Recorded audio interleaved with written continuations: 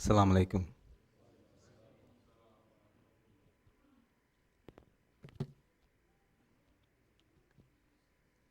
You know, this community has been very fortunate that we've had so many esteemed speakers every Muharram. But this particular Muharram, we are extremely honored to receive a person, by all accounts, is considered to be a Renaissance man. His resume that you will find just doing a Google search will take you about an hour. I can't possibly do justice to what I've just learned in the last 10 minutes to summarize what I've learned about this man, except to say that we as a community are really blessed that he has taken the time to come and grace this occasion, auspicious occasion on the month of Muharram. But let me give you some background on this gentleman so that you get a better feel for who we're going to be listening to.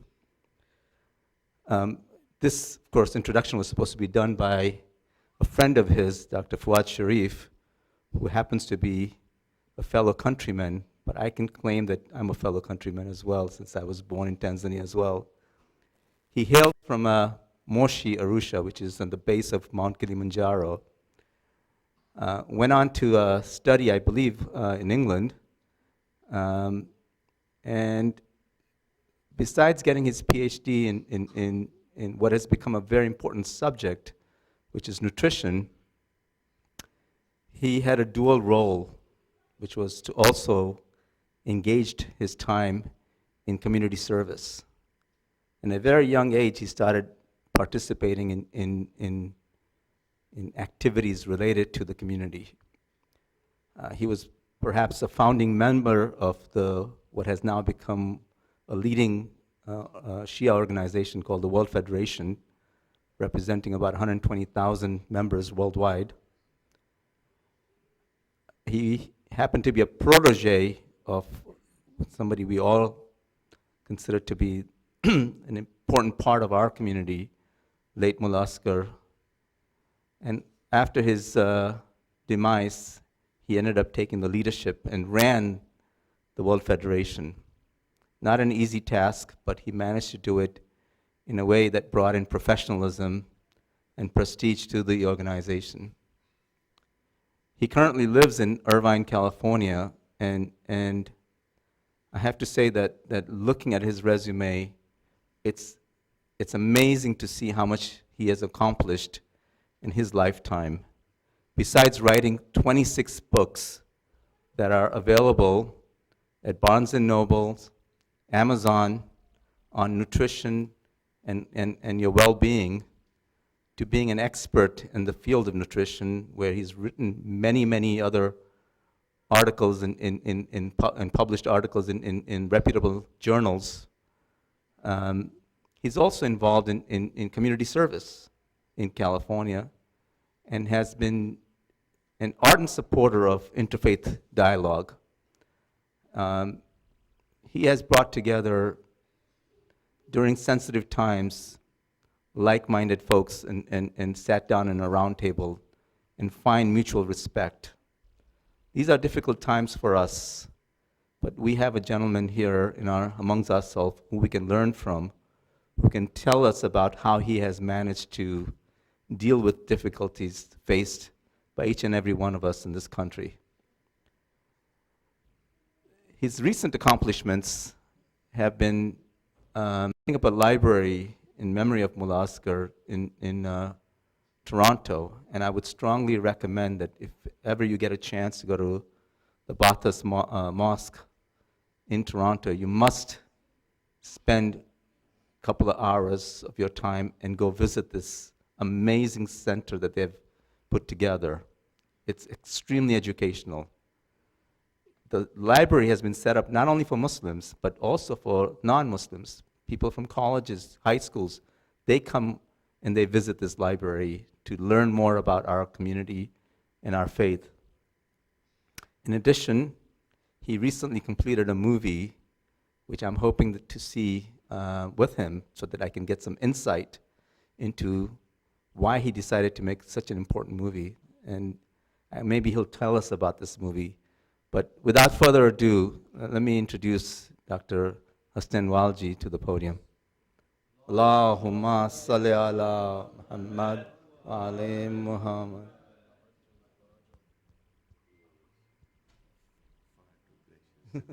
Totally undeserved. No. You know that this is, we're really honored that you're here.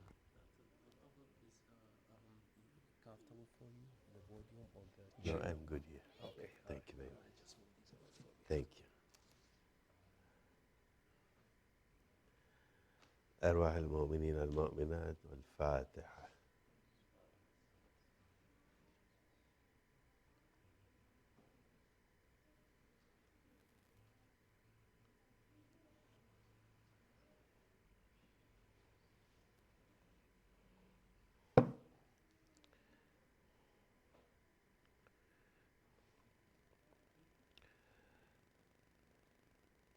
Normally we are reminded that please put your cell phone off, so I'm doing that first myself before I ask the mu'mineen to do so.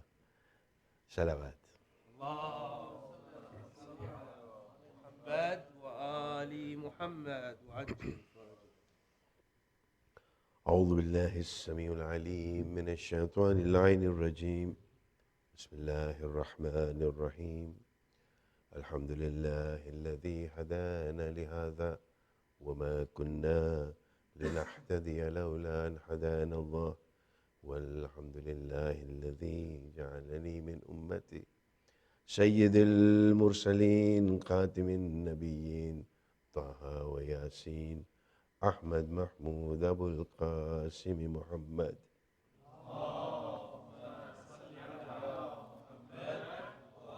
ومن المحبين عطرة الطاهرين لعنة الدائمين من الآن إلى يوم الدين على أعدائهم. أما بعد، قال الله سبحانه وتعالى في كتابه المجيد وفرقانه الحميد وقوله الحق.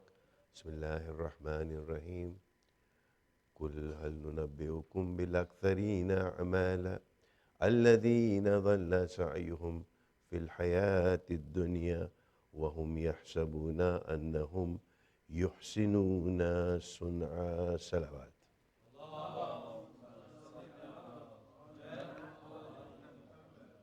Moving before I begin, I would like to thank our brother for the beautiful words, and he reminded me of really the concept of taqwa and how to be with the truthful ones, that we are here to commemorate those amongst whom we call the truthful ones, the Ahlul Bayt alayhimus salam. So I thank the brother to remind us of that. I had prepared a 10-lecture series which is sequential, using some multimedia and PowerPoint. Given the time that we have, I know Mu'mineen are tired, it's been a long day, it's a weekday, so I will not take too long. This will just be a brief introduction, and inshallah we'll begin with the actual series tomorrow. First of all, Dr. Riaz, I think that was totally undeserved. In Urdu, they have a beautiful term which says, and the Urdu speakers here will understand this, that there is a term called Zarra Nawazi. Zarra Nawazi, Zarra means, a drop, Nawazi means to lift it. The idea is that, when something like this is said, in Urdu we say that this was Zarra Nawazi, that this was lifting a little drop and taking it to a level which is undeserved. So thank you, Brother Riaz, for the introduction. I'm a humble servant of the Ahlul Bayt alayhimus salam, and I believe that we all must participate in serving. The first thing is hukukullah, the rights of Allah upon us, and equally important on the horizontal scale, the idea of hukukul ibad, which is to serve the creatures of Allah.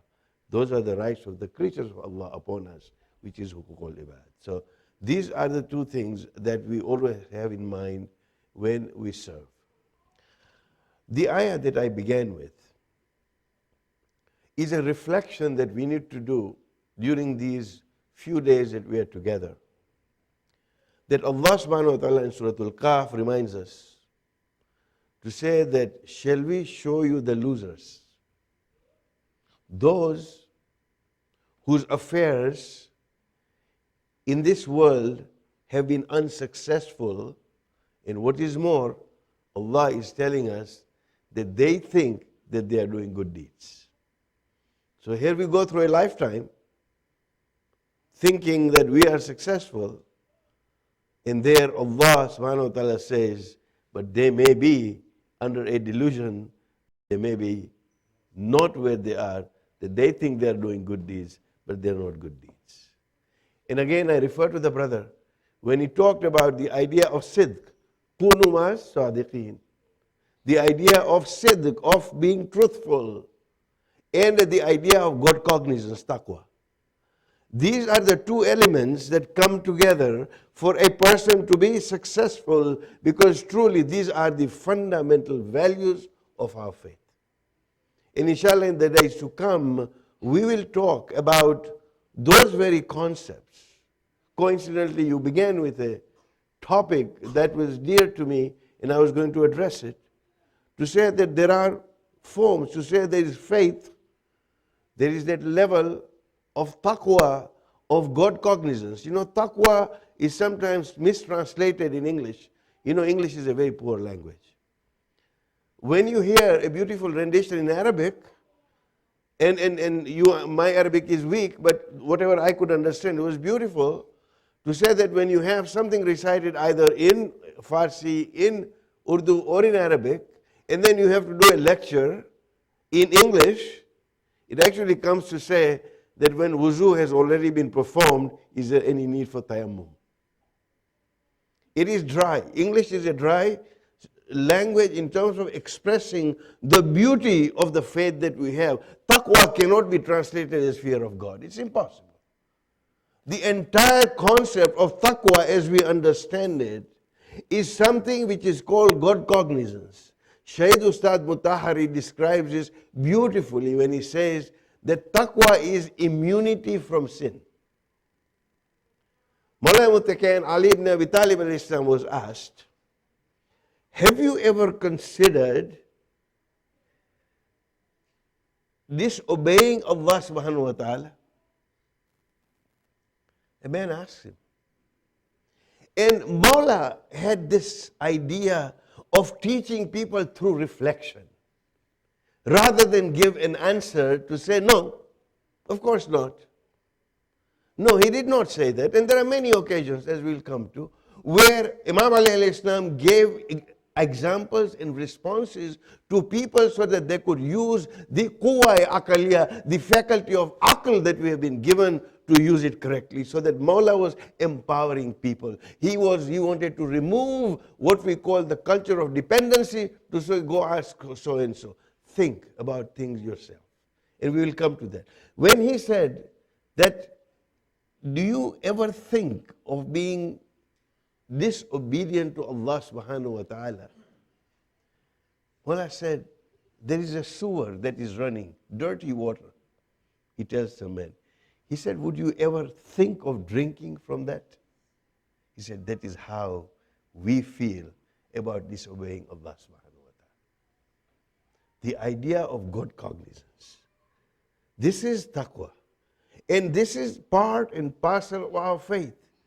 Every Jummah khutbah, it reminds us of attaining and being amongst those people of taqwa. This is the fundamental. That is part and parcel of what we call faith. And then you have deeds. The brother related to say, kunu ma'as sadiqeen, that be amongst the truthful ones. The idea of your deeds as to who you keep your company with, who you support, is going to define as to who you are as a person. So you have faith and you have deeds. And inshallah, we will develop this theme as we go through the days. It is a structured course almost. And it is going to be a little dry. I beg your forgiveness. English is a dry language. The subject also is a little dry. We'll try and make it. It is not a traditional delivery. we'll make it, over PowerPoint so our young people can understand this. But the idea is to take this from deeds and faith. And to give you a metaphor of what that is when you look at faith and you look at deeds. Now imagine a metaphor of a tree. The roots that are under the ground that you don't see is your faith. It's in your heart. The branches that you see, mu'mineen, out there are the deeds. And you equate that even to our canons of faith, we are told that usul-ad-din is the roots of your religion. This is faith. And what we have, the branches that you have, alaykum as-salam wa rahmatullah, the branches that you have are the basis of the deeds that you will do. And I would like to take that metaphor one stage further and bring this to a conclusion to say that those branches will also develop some nice flowers. The flowers are the rituals that we have. The ritual of sitting in this Azaa Hussain, this Farsha Azaa as we call it in Urdu or Farsi, the Farsha Azaa is truly the flower of that tree, to say that this is the flower of the tree when the branches are strong, when the trunk and the branches are strong, when the roots are deep into faith, then you can have beautiful fragrant flowers, which is the Azaa of Al-Hussain. Salawat.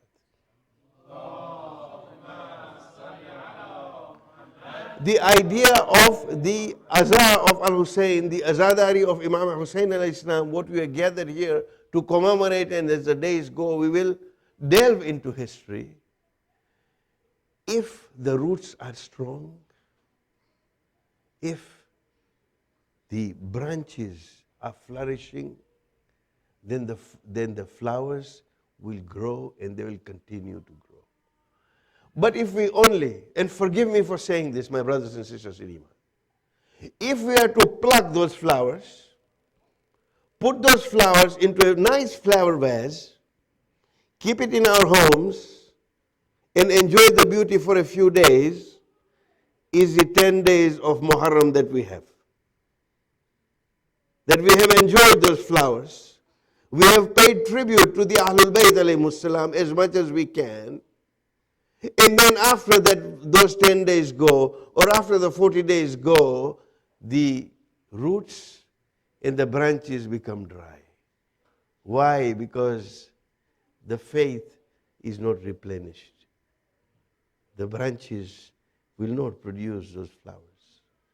If we convert the Azaa of Al-Hussain, the sacrifices of Sayyidah Zainab, the sacrifices of all the 72 in Karbala into a mere ritual, mu'mineen, we are doing them a big deal. Much as we may sit here, much as we may praise Ya Ahlul Bayt alayhimus salam, mu'mineen, may Allah accept our efforts. It is for Him to say, not for you and I to say whose efforts will be accepted. As the ayah that I began with, to say that, shall we show you the losers? Those whose affairs have been lost in the works of this world, and what is more, they think that they're doing good deeds. We don't know. But if that faith and that action, the deeds that we have, do not correspond to the lives of the Aimma alayhimus salam, if they do not correspond to the life and times of those that we come here to honor, then we have to say to ourselves, what are we doing? Maulana Rumi is one of the most learned poets and the most read poet today in the Western world. Says it beautifully. When we think in terms of rituals, which do not go beyond the action, the idea of being amongst the truthful ones, developing that level of taqwa as we understand it, he says that what we are doing really is that you have a beautiful bottle of perfume, the best halud that money can buy. It's in a bottle. You have a beautiful bottle with a gold seeming cap on it, and all the time I'm admiring the bottle of perfume, saying how nice this is. I have never opened the bottle. I have never opened the bottle to actually have that scent and the essence of that perfume of the teachings of Ahlul Bayt alayhim as-salam. If I haven't opened the bottle through my thinking, through my deeds, then what am I doing? There's a beautiful Urdu couplet that was said by Allama Iqbal to say, Masjid to banadi shab bhar mein, Masjid to banadi shab bhar mein iman ki hararat walon ne, मन अपना पुराना पापी है बरसों में नमाजी बन न सके. There was a historical episode where a mosque in Lahore, where the great poet, Eastern poet, Allama Iqbal was born, and he died there. Actually, he was born in Sialkot nearby, but he died in Lahore. A mosque fell down, a mosque was destroyed by some people, and the people within their fervor of saying our mosque has been destroyed was actually built in one night. The mosque was built in one night. To that, he says in his couplet, Urdu couplet, to say that with the fervor of faith, they built this mosque in one night. But unfortunately, it has been centuries that not a single namazi, not a single person of salat has truly been produced, meaning that it is rituals and rituals and rituals only. Yes, Mu'mineen, the bottle of perfume needs a container. We need to teach our children to come, to say that these 10 days of Muharram are special days. If we have to stay a little bit late, if we have to take that effort, our children must understand that these are special days that we are commemorating, and that is why we are all here. But at the same time, if that learning and that inspiration that we get from the Ahlul Bayt does not translate into deeds, then truly we are doing ourselves a disservice. You know, by praising Imam Ali alayhi salam as we like to do, and we all love to do that, and we should, it is the right of this minbar, it is the right of this pulpit, that the Ahlul Bayt be praised from these pulpits. But by praising them, we are not going to increase one iota of the fazila that they have in the eyes of Allah subhanahu wa ta'ala. Who are we? All we are doing is, again to quote Maulana Rum, when he said, you know, when you praise such personalities of the Ahlul Bayt, you know what you're doing? He says that it's like praising the sun. That you cannot increase the brightness of the sun one iota by saying the sun is bright. All you're doing is praising your eyes to say, but Allah has given me the sight to understand and appreciate how bright the sun is. All I'm doing is I'm praising myself. I'm not doing anything to the sun. Same thing with the Ahlul Bayt alayhim as-salam. Of course, their praises means that we learn something from it. This is why the tragedy that we try to understand here as the journey begins from Medina. This was the Medina of the Blessed Prophet, that Imam Hussein begins his journey to say that I am not leaving Medina, but for the Islah of the Ummah of my grandfather. Ummati Jaddi, he says, is for the Islah of my progeny, or the Ummah of my grandfather, that I leave. I am not leaving Medina. But imagine, Mu'mineen, this is the Medina that Imam Hussein alayhi salam was leaving. This was the streets where Imam Hassan and Imam Hussein had played on those streets. This was the streets where they would have gone walking, clinging to the fingers of the Blessed Prophet. This was the Medina. And Imam Hussain alayhi salam goes to the grave of the Blessed Prophet. What conversation takes place has been recorded by historians. But who can describe, Mu'mineen, the feelings of Abu Abdullah when he was saying farewell to his grandfather to say that I am now going on a trek that you had foretold. This was the Medina, and he goes further to visit all the graves. And then what can a son tell his mother that he was leaving for the cause for which he was destined? This is Zib Azim, which was going to come when the other Zib Azim did not take place. And Mu'mineen, I just want to describe a couple of words in Urdu to end this. Inshallah, we will have the full session tomorrow. In the interest of time, I'm making this as short as I can. But Mu'mineen, this was the Medina that the Blessed Prophet had come, and this was the Hijrat, another Hijrat taking place, a Hijrat that was going towards the truth, so that forever and ever and ever Yazidiyat is defined and Hussainiyat is defined. Mu'mineen, we have the responsibility and the burden of carrying that distinction in the society that we live in. I saw the flyer to say that we are talking about unity, we are talking about pluralism, we are talking about engaging with the society. Inshallah, we will talk about that. But these are the core messages, and this was the Islah that Imam Hussain alayhi salam was doing. Mu'mineen, मैंने बात की ज़िब अज़ीम की, दो जुमले रोने और रुलाने के लिए काफ़ी हैं मोमिनीन, कि जब जनाब अली अकबर खैमे से रुखसत लेके आते हैं, खैमे में सलाम करके जब हज़रत अली अकबर वापस आते हैं, इमाम हुसैन अलैहिस्सलाम ने घोड़ा तैयार किया, बेटे को बिठाया और जिहाद का हुक्म किया। मोमिनीन सुन सकोगे, जो अली अकबर निकलते हैं मक्तल की तरफ, जंग का मैदान की तरफ निकलते हैं, पीछे सुना कि पीछे कोई आ रहा है। अली अकबर ने मुड़ के देखा तो क्या देखते हैं कि बूढ़ा बाप जैसे एक हाजी अपनी कुर्बानी के पीछे पीछे चल रहा है। इस तरह इमाम हुसैन चल रहे थे। अली अकबर ने दरियाफ्त किया कि बाबा आपने ही तो हुक्म किया था जिहाद के लिए। इमाम हुसैन ने जो जवाब दिया है, मोमिनीन संभल के सुन लीजिए।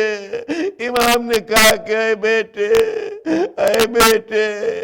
काश तेरे सीने में भी एक बाप का दिल होता। इन्ना लिल्लाहि व इन्ना इलैहि राजिऊन। मातम हुसैन।